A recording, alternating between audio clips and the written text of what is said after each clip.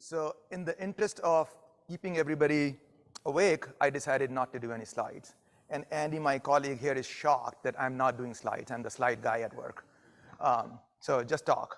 And hopefully we'll talk enough that Ariana will have to tell us to shut up and say, next speaker, please, get out. So first off, my name is Amit Mittal, for those of you who I haven't met yet and hope to meet over the next 2 days. Secondly, Ariana, Ronke, everybody from KEYNOTION, thank you for putting this together. It was about 8-9 months ago. That's how long these guys have been at work doing this. 8-9 months ago, she reached out, one of her producer colleagues reached out and said, hey, Amit, they somehow figured out that I have an astrology and a fortune telling and palmistry business on the side, very thriving. And they said, hey, Amit, would you be willing to talk about the future? And I said, hell yeah, that's good for business, right? And then she said, before she could finish her sentence, and then she said, future of OpEx. And I said, what is that? Operating expenses?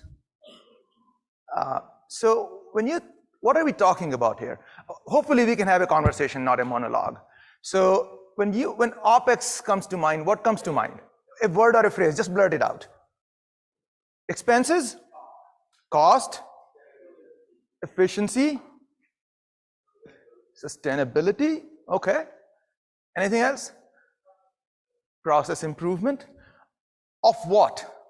So cost, sustainability, expense, of what? Whose improvement are we talking about? Operations? So I took it recently. So I used to work in corporate strategy. My role, jokes aside about the palmistry business, I have worked in banks for a long time, for most of my career, 28 years, across a lot of large banks, domestically and internationally. Corporate strategy impacting all of the bank business. Most recently, I took a role which impacts only our operations at US Bank. So ops excellence, is that operations? How many people, can you guess what percentage of people work in operations in a bank, in a large bank like ours? Any number come to mind? 25 would be right, and you get 10 out of 10 points. Lunch is on Ariana for you. So about 20-25% people, that's a large organization for a bank to have operations, right? Not too different from many other colleagues that you are here, right? Pharmaceutical, manufacturing, many different industries, large operations. But is OpEx only about operations? Could it be about, Crystal here said, improving processes, right? Could it be about improving finance processes, supply chain, HR processes? That's OpEx, isn't it? So OpEx is not operations excellence, it's really improving anything. So now we established whose improvement are we talking about. But you also talked about what comes to mind. It's the what. Efficiency, cost saving. So we know whose and what. We don't know the how. I personally haven't the foggiest clue of how we get to the future. What does the future look like? So somehow I got roped into this thing. No, but I also wouldn't trust anybody who says, I know what the future looks like of OpEx. No one knows. But here is what I would say. We can't know the future. The only way we can come closest to knowing the future is by trying to shape it ourselves. To the extent we can, there will always be extraneous factors. So how do we shape it? That becomes the question. And that defines the future for us. How can we be successful in that future, whatever is coming at us? And sometimes it's instructive to use past as a window into the future. You have all heard the adage or cliche, those who do not learn from history are doomed to repeat it. So maybe we'll look at history a little bit and talk about what does that mean? What does the future, what could it look like and how might we shape it? What are the factors? So as we talk over the next Ariana, would you give me a 10-minute warning like this when we get close, so I can get to other stories? So, past. Let's use that as a window to figure out what are some common themes that might instruct our future the way we can shape it. For those of you who have read Yuval Noah Harari's book *Sapiens*, he talks very eloquently about 3 big revolutions that humans have had. About 70 to 100,000 years ago, we had the cognitive revolution, when we broke apart from the rest of the animal kingdom and started using language. That was a huge leap for humans, right? Fast forward about 10 to 12,000 years ago, we had the agriculture revolution, when we moved from being hunter-gatherers, foragers, to being a society. And we did agriculture, we domesticated plants, animals, and became a society. Isn't that such a great example of OpEx? Our survival from finding food every day, or when we can, to actually having food at our control and command.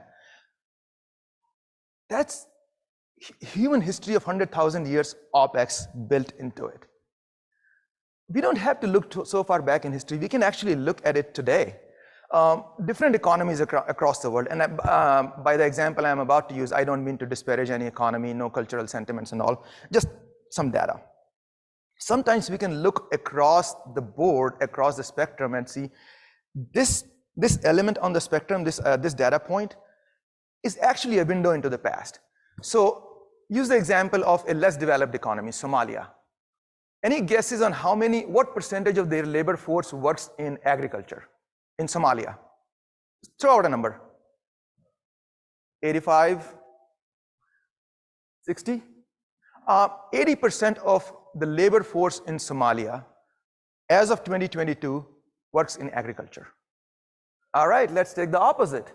Any guesses on what percentage in the US economy, what percentage of labor force works in agriculture? 10, 20, 8, 5, going once? 1.36%. What does that tell us? Are we using less of our labor force than Somalia in producing food that is so important to the human society and our animals? Obviously not, right? It's a rhetorical question. We are doing all right when it comes to deploying our labor force, except only 1.36% works in agriculture. So what happened to the other 99, 98% of people? Let's talk about manufacturing. Maybe they are working in producing other things, right? Manufacturing. What percentage of labor force in the US works in manufacturing as of last year?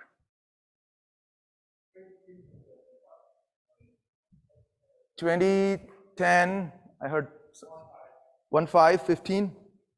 So as of last year, it's about 9.9, call it 10. At the turn of the century, this century, 22 years, 23 years ago, it was about 13%, 12.9, call it 13. So if you notice, we went from 100,000 years ago to 10,000 years ago to a few hundred years ago, which was the third revolution, which is the scientific revolution, where we have gone through a lot of technological changes. Industrial revolution, technology, computers, information age, that's compressed, it's faster. A lot of revolution, a lot of change. So, and what we do is different.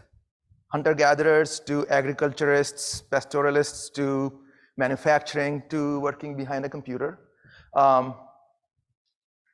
In the last 23 years, for my math majors here, that's gone from about 13% to 10%, so that's about a 23% decline in just the last 23 years in manufacturing jobs, in manufacturing labor force. If you extrapolate that back to the Industrial Revolution, that drop would be even more drastic. But what have we gained or lost through these revolutions that we have had? I'm trying to get to a theme here, so just hang with me for a minute. what have we gained? So we have had these amazing revolutions, we have had these numbers, significant shifts in numbers. Why? Technology for what?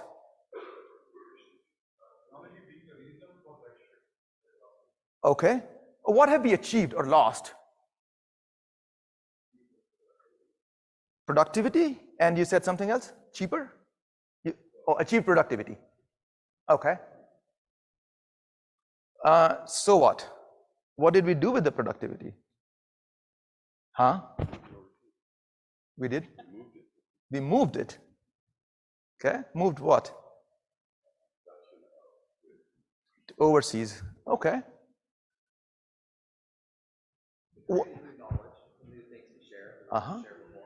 All right. Productivity, move things overseas to what effect?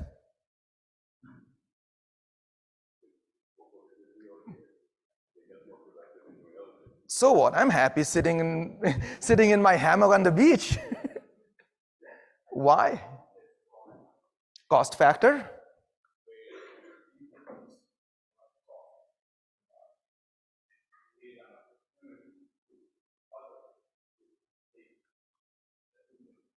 Aha. Doing more, faster, in a lot of different locations, better, with less cost. That's the common thing we think about when we think OpEx. But so what has changed? What have we done? Where I'm going is, throughout all this, what's common? We haven't lost employment. If you think about our unemployment numbers, even if just the US economy, right? It's hanging at 4%. Fed is having a hard time controlling the labor market. It's super hot. Imagine the kind of position, not imagine, we know the kind of position we are in where the government, where the institutions are trying to slow down the economy. It's too hot. We need to slow it down. And so unemployment is at 4%, historic lows, has been for a few years. So we haven't lost, we have gained all those things, but what we haven't lost is human value, human engagement, human productivity, human jobs. We're still doing some things to do what? What's your name, sir? Patrick. What Patrick said, right? Knowledge and deployment of that resource into more knowledge.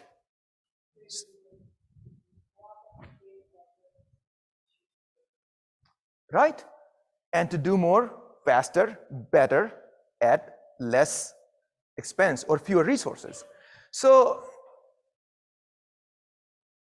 what we haven't lost is the human experience of doing things that we want to do. What we have gained is the human experience, the value of human life, the comfort that we have. If you think about just this moment that we live in, 150 years ago, 200 years ago, royalty could not imagine living in the kind of comforts we have right now. Every single one of us, every average person out on the street lives in more comfort than royalty 200 years ago. So that is innate in us. From 100,000 years ago all the way to an hour ago, right? Through all these revolutions, OpEx is innate in us. Now, I don't mean to trivialize. Whenever we have these revolutions, there is always disruption, there is always dislocation at a micro level. Certain jobs will be lost, new things. But by and large, the human society is much better for it, for OpEx that is innate in us, to always continue to improve. That's why we came out of the caves. That's why we all came here, into this cave.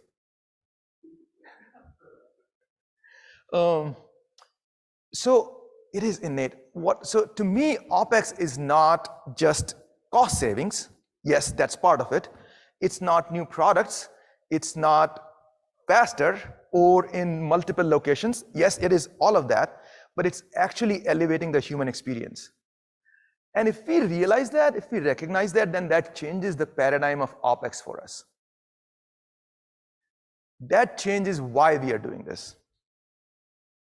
Right? And so that's my philosophical view of looking at the history and saying, that's the common theme. Us, all of us, human beings. And secondly, it's innate in us, so we will always be doing it. The challenge becomes how we channel it. So through all of that, let's come to the present moment. Do I have time to tell a story, Ariana? Yes? So professional story, sorry, not personal. Professional story. So most of you are familiar with the 2008 Great Financial Crisis. Many of us in our careers lived through that. I work in banking, so that was the industry most impacted, along with a lot of other industries, but we actually were at the epicenter of this. Some would say caused it. Fairly so. So, so after that happened, a lot of banks were under a lot of scrutiny. New laws were coming out. Anybody familiar with Dodd-Frank law? Right? Because of that, Dodd-Frank was far-reaching, very complex, very comprehensive law. A lot of good things in there, besides the point. Most of us are familiar with mortgages, the mortgage business, either as a consumer or on the business side. So top 19 servicers, companies that service mortgages when we send our mortgage payment. Top 19 servicers, I think 17 of them were under a consent order from the regulators. A consent order, for if you're not familiar, just means if you do not change these X, Y, and Z, these practices, we will shut your business down. And for us, or for most of the large banks, mortgage is only a component of the business. You can't risk being shut down by the regulators. So the story I'm about to tell is one of my clients, one of those top 17 regulators that was under a consent order. They had about 965,000 mortgages on books that they were servicing. So call it 1 million. And as borrowers were struggling to make their payments, they were delinquent. When the borrowers are delinquent, the bank hurts. And then there is a very negative experience both to the bank or to the mortgage servicer or whomever owns that mortgage and to the borrower. That experience by itself is negative. The borrower is struggling at the risk of losing his or her home, and you still need to collect payments because somebody actually, is owed that money. So as they were struggling, the law allowed for something called loss mitigation or loan modification. So if I'm struggling with my payments, I can talk to the bank, I can talk to my servicer and say, can you change the terms of my payment until I get current, yada, yada, yada. There are technicalities there we won't go into. But there are specific compliance and regulatory rules that you have to process. Once a loan modification application is in, you have to process it within 30 days. The answer may be favorable to me or not. That depends on my parameters. Anyways, so this client, they were constantly claiming that they were well within compliance guidelines, regulatory guidelines, meeting it 95% of the time. Great. On the other hand, regulators were complaining that makes no sense. You guys are whatever you guys are smoking. Customer experience numbers did not make sense. That you can't be in 95, 97% compliance. Complaints department was going bonkers. And so there is this dichotomy where the senior executives who are running the mortgage business, mortgage servicing business, they're saying we are golden, we're good, and generating a lot of money doing that. And customers are complaining, regulators are complaining, their own complaints department is doing that. When they do, so here is what happened really when we went and found out of the million approximately loans, they were trying to piece together their reporting from you own a piece of the portfolio, your portfolio is fine, you own a piece of the portfolio, you own a piece, and you report all of those to me, yours is good, good, good, good, and collectively, yeah, it's fine. It's bottom-up piecing together of portfolio, and you're missing a whole 200,000 loans that are sitting there in that conference room paper. Complaints department gets all that data through their regular interactions with borrowers. They send this over to the business area. The business area says, you are just creating negativity. You're just making us look bad. These guys are not engaging. They are just throwing it over the wall. Here is a report. And that looks bad. So there is chaos all around. Now, what is this a failure of? Is this a failure of technology, process, governance, regulations, funding, investments, all of the above, right? And so the common theme in that is it doesn't matter what OpEx means to us. It's not always about improvement. It's also about doing the basic things right, correctly. It's also not just about cost savings. It's about doing the basic things right, correctly. In that situation, the common factor there was also people. Well-meaning, hardworking people just working on a bad process with bad leadership. So there is also tragedy in this story. 40 people, there is a department that got wiped out. The leader of one of the departments was hiding reports because the environment got so toxic. There were regulations changing every day, process changing every day. Yeah, it was a regulatory problem too. So 40 people, one location lost their job, got wiped out overnight. Couldn't do anything. We eventually got them back to managing their loans, clearing their backlog. But it's one of those stories in my professional life that still hurts. So OpEx, it was a failure of human beings not doing the right thing properly. They had all the tools. That's what I come back to when I think about OpEx. So we can talk about all the new technologies, right? Somebody said technology, right? All the new technologies, there will always be that. 20 years ago, we were talking about Java as a great programming language. Before that, there was C++. Now there is AI. And then now anybody who has AI says we have Gen AI, and that's great. Tomorrow it will be X, Y, Z. I don't know. No one knows. What's the common factor in all this? That's us. That is what will drive the future of OpEx. There will always be new technology. There will always be new ways of doing things, and there have been 100,000 years. So now what? What does the future look like? How do we shape it? Here is my philosophical view, and then obviously, please, share yours. To the extent we have time left, Ariana. Companies, organizations, institutions, for-profit, non-profit, societal organizations, community organizations, family units, all of us are constantly engaged in OpEx in our own ways. Sometimes we do it overtly, sometimes we do it without thinking. That's all right.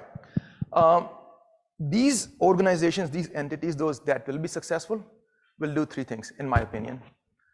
One, they will focus on the basics without running after the next bright, shiny object. It's important to be aware of the next bright, shiny object so we can place our bets in a risk-weighted way properly. Do I invest some of my capital expense in this new technology? Great, if it makes sense for my organization, for my entity. Or this, or am I a fast follower? But unless I get the basics and my foundation right, that new technology won't do anything for me. So we have to get the basics right, basic blocking and tackling, basic running and passing game before we get to all the trick plays. Second, culture. Again, the human component, right? So a lot of organizations, I'm talking about companies now, generally for-profit corporations, they go through every so often, they go through transformation programs. I'm not a fan of transformation programs. I built a career on it. I'm not a fan of it. Here is why. They are expensive. They are one time. They cause fatigue and anxiety. And the pendulum swings back after the program is done. I see so many smiles and nodding heads right now. Right? All of you have been through that. All of you have been through that. So what do we do if not transformation programs, right? We get dumb, fat, and happy every so often. And so organizations do. What do we do? So the second point is we make this OpEx a part of our culture. A 1% improvement every day is better than 10% improvement over the year, right? If it becomes part of our culture, our employees will not be anxious. Do I have a job at the end of this program or not? When we go through transformation programs, everybody is anxious, and that is we were having this conversation over the wine table yesterday, that's what keeps me up. My people are anxious. How can I do right by them? If they are anxious, I can't expect them to deliver to the best of their ability, right?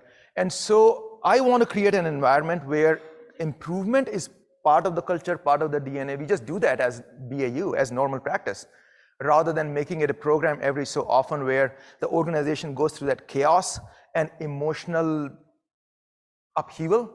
It's disruptive. It's non-beneficial. I get it, every once in a while we have to do that, or sometimes consultants tell us we have to do that, and I was on that side too, but that's my second point. And third, comes back to my theme of today, people. We are the ones who will do it. We have to invest in all of us, all of our people. AI will not, so here's a great quote I read recently. AI will not replace radiologists, but radiologists who use AI will replace those who don't. Think about that for a moment. We have to evolve. There will always be disruption and dislocation with all the new OpEx ideas and thoughts. But how do we shape that future? How do we become part of shaping it rather than being blinded by whatever comes at us? Is by investing in our people on doing the right things, making that a culture, not a one-time thing, investing for the right technologies, realizing what our people mean to us and what each of them has capabilities in, and how do we push that envelope? Because we haven't lost employment, right? It's still 4% unemployment over the generations, over the revolutions. But those who are more successful have invested in the people and done the right things. So that's my story, and I'm sticking with it for now.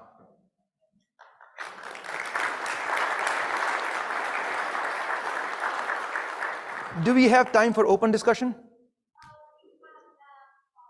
5 minutes. So that's, yes. Yes. Not at all. No problem. Sorry about that. No.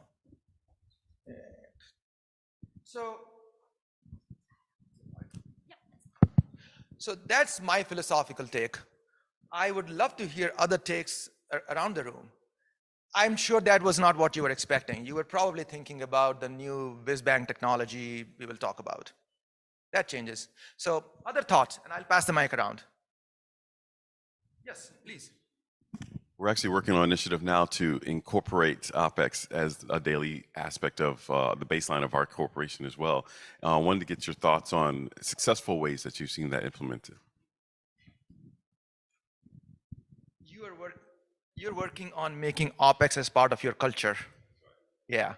And there are a lot of smart people, experienced people in this room who can talk to you all day about culture and setting that from the top and communication and bringing people along. So I won't take everybody's time on that, but that's where it has to start, right? It's about that second point I was talking about. We need to change that culture. It's not a one-time, hammer. It's chiseling away slowly, efficiently, effectively, and everybody's thinking about improvement and solutions rather than just being managers of managers. Other thoughts around the room, different takes. Please disagree, have a debate. Yes, please. Or speak up. Yes. Jack Flynn from manufacturing engineering. Sorry, manufacturing industry. No worries. Keep going. I just want to know, in the banking industry versus our manufacturing industry, right? Is labor productivity more important or the quality of rework more important to your bank business from your, US bank? By the way, I'm a cardholder of US bank. Well, thank you for your business. We appreciate it. And for paying my bonus. Yes. I think that kind of question comes up often, A or B. And my answer will always be they are not mutually exclusive, right? We don't want rework. We want to have the right quality. But efficiency is important. So every time my team hears me talk, it's always about efficiency and effectiveness. And there are some places where we can, work within the bounds. There are compliance requirements. We cannot violate those. Then there are quality requirements. Can we be between 95 and 97%? We have to set thresholds. But so effectiveness is important. And then within those parameters, we find how efficiently can we get there. If we start striving for 6 Sigma events, 6 standard deviation events in every process we do, we can't run a business. We will always have 2 to 3% of our loans that go bad. If we were striving for every loan to come true, we will not have a business because no such thing exists. Great question. Other thoughts, questions around the room? Yes. Hi there. My name is Jamie Soto. I'm with a company called Seaboard Marine. And with all of that you mentioned about human achievement and how we've done, we all know, and I've had some conversations yesterday at the wine tasting regarding the paradigm shift of working, having the workforce, where now everyone is kind of like I'm going to work from home, and that, what do they call that, remote working, right? In the investment within, the employment, how do you, well, not how do you, but the question out there is, how do we begin to train individuals in those key roles that we have in our organizations when they feel that, hey, I'm just going to be able to work from home and not learn the operational culture of a specific company? That's an excellent question, Jamie. And instead of spoiling the content, there is actually a session where we have a panel discussion on that. And so we'll talk more about that in the interest of time. Time check. Any more thoughts, questions before I give it back to Ariana? Last call? Last call. No? Oh. What are your top 3 KPIs in your organization? It depends on, so fair question.